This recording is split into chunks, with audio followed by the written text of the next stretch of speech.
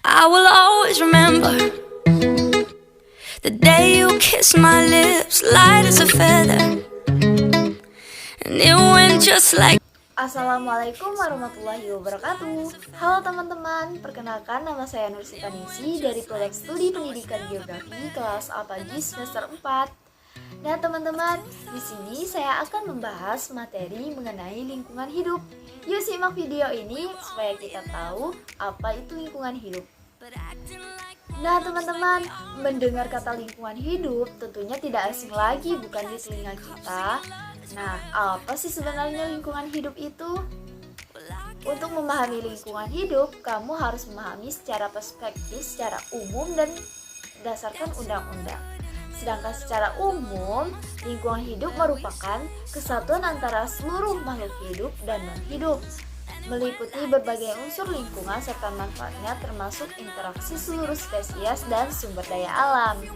Sedangkan menurut Undang-Undang Nomor 23 tahun 1997 tentang pengelolaan lingkungan hidup adalah kesatuan ruang dengan semua benda, daya, keadaan, dan makhluk hidup, termasuk manusia dan perilakunya, yang mempengaruhi kelangsungan perkehidupan dan kesejahteraan manusia serta makhluk hidup lainnya.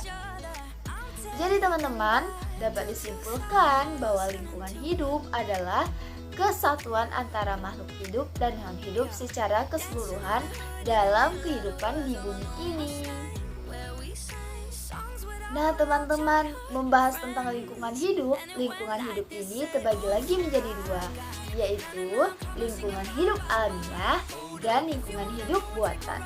Lingkungan hidup alamiah adalah lingkungan yang merupakan suatu sistem keruangan dengan semua benda, daya, keadaan makhluk hidup, dan komponen-komponen abiotik lainnya tanpa adanya campur tangan oleh manusia, yang artinya ini murni dari alam. Sedangkan lingkungan hidup buatan adalah lingkungan hidup alamiah yang sudah didominasi oleh kehadiran manusia atau sudah dirubah oleh manusia. Nah teman-teman, membahas mengenai lingkungan hidup ini perlu kita jaga loh.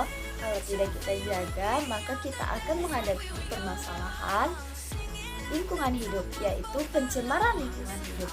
Pencemaran lingkungan hidup ini terbagi lagi menjadi 5 macam, yaitu pencemaran air, udara, tanah, suara, suhu, dan panas.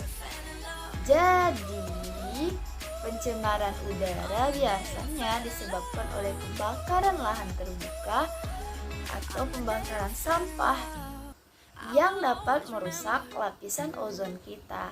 Kemudian pencemaran tanah yang disebabkan oleh limbah industri, pencemaran suara yang disebabkan oleh bising mesin pabrik, kemudian pencemaran air yang disebabkan oleh limbah pabrik dan semacamnya.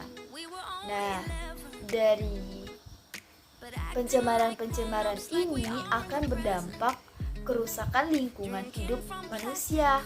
Salah satunya seperti banjir, tanah longsor, gempa bumi, dan semacamnya.